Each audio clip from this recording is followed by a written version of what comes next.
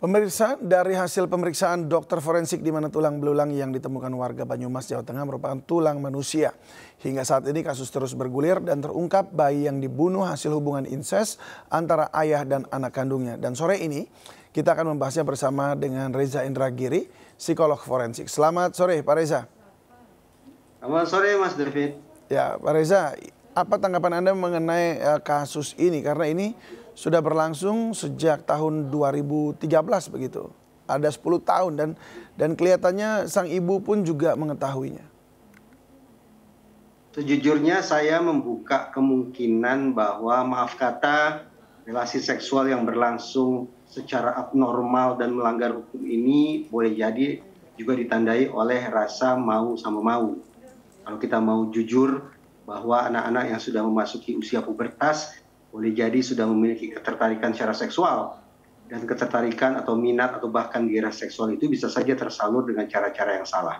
Tapi betapapun demikian, tetap saja ketika ada kontak seksual dengan anak-anak harus dianggap bahwa anak-anak merupakan korban dan pelaku kontak seksual tersebut adalah pelaku yang harus disanksi pidana. Nah, kalau kemudian kita berbincang tentang apa gerangan yang menyebabkan kemudian bisa terjadi relasi menyimpang sedemikian rupa, maka secara generik kita patut memandang anak-anak sebagai salah satu kelompok manusia yang memang rentan mengalami viktimisasi, menjadi korban, termasuk korban kejahatan seksual. Hal itu tidak terelakkan karena anak-anak memiliki kelemahan secara multidimensional, kelemahan secara fisik, kelemahan secara psikis, dan juga kelemahan secara sosial. Paling tidak itulah penjelasan secara umum mengapa anak-anak bisa masuk dalam situasi kejahatan seksual dan sulit untuk keluar dari situasi tersebut. Tapi ini memang sang ibu dikatakan ikut membantu bahkan dalam persalinan ya. Bisa jadi juga tadi karena posisi korban ini kan lemah begitu, masih kecil begitu. Nah, tapi apakah memang kurangnya nilai-nilai di dalam keluarga? Artinya orang tua ini juga nggak punya nilai-nilai begitu sehingga anaknya dikorbankan begini jadi biasa saja begitu, atau memang karena ada sesuatu yang lain? Misalnya seperti yang diberitakan saat ini adalah ada ajaran-ajaran atau ajaran sesat yang mereka ikuti begitu. Anggaplah ada ajaran sesat sekalipun, ada nilai-nilai klinik sekalipun, tetap saja saya pikir ketika dibawa ke ranah hukum, ajaran-ajaran semacam itu tanda petik bisa dikesampingkan. Tetap saja otoritas penegakan hukum akan memandang ini sebagai situasi kejahatan. Pelaku memiliki kalkulasi dan korban katakanlah tidak memiliki kemampuan untuk keluar dari situasi kejahatan tersebut. Jadi saya katakan misalnya bahwa boleh jadi pelaku tahu persis anak memiliki kelemahan secara fisik. Artinya sulit bagi anak untuk melakukan perlawanan secara frontal terhadap orang yang menjahatinya. Demikian pula kelemahan secara psikis. Anak-anak secara umum kita kenal sebagai sosok yang katakanlah relatif mudah untuk diintimidasi, mudah untuk diiming-imingi, mudah untuk dimanipulasi. Demikian pula secara sosial, karena anak tergantung sepenuhnya pada orang dekat, dalam hal ini adalah keluarga, spesifik orang tuanya. Ditambah lagi masyarakat juga belum tentu percaya. Ketika anak misalnya keluar dari rumah, mengadu tentang segala macam problemnya, belum tentu masyarakat akan percaya. Nah, itulah yang menyebabkan kenapa lagi-lagi saya katakan bahwa anak-anak memiliki kelemahan multidimensional yang melekat pada diri mereka, yang sulit sekali untuk diatasi, yang menyebabkan mereka seakan-akan tidak mampu keluar dari situasi kejahatan semacam ini. Nah, apa yang saya utarakan barusan sesungguhnya keluar jauh dari kemungkinan adanya ajaran klinik, ada nilai-nilai tertentu. Tapi saya memikirkan situasi ini sebagai situasi kejahatan di mana pelaku memiliki kalkulasi kejahatan yang sempurna atas orang yang kemudian akan dia mangsa. Lalu bagaimana seharusnya sang anak bertindak atau melapor? Apakah dikatakan juga bahwa dari kasus ini kepedulian warga rendah gitu sehingga kontrol sosial jadi lemah?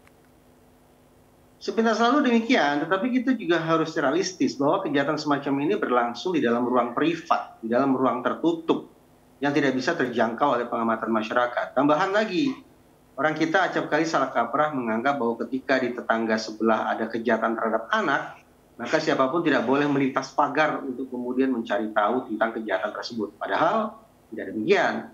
Dalam Undang-Undang Perlindungan Anak misalnya, orang-orang yang mengetahui adanya perbuatan pidana terhadap anak tapi kemudian tidak melapor ke otoritas penegakan hukum misalnya, justru orang-orang semacam itu justru akan bisa juga terkena pidana.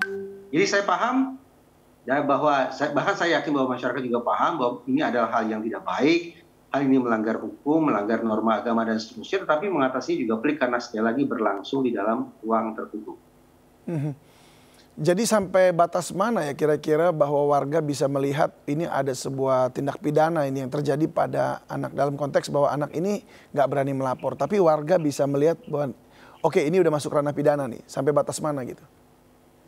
Saya pernah mengangkat wacana yang anggaplah kontroversial, yang barangkali juga tidak bisa diterima oleh banyak orang, bahwa maaf kata, bukankah di perkampungan ada posyandu atau sejenisnya. Nah, apakah mungkin bahwa layanan posyandu semacam itu dijadikan sebagai sentra juga untuk memeriksa kesehatan seksual anak? Dalam hal ini memeriksa organ intim anak. Apakah itu mungkin untuk dilakukan?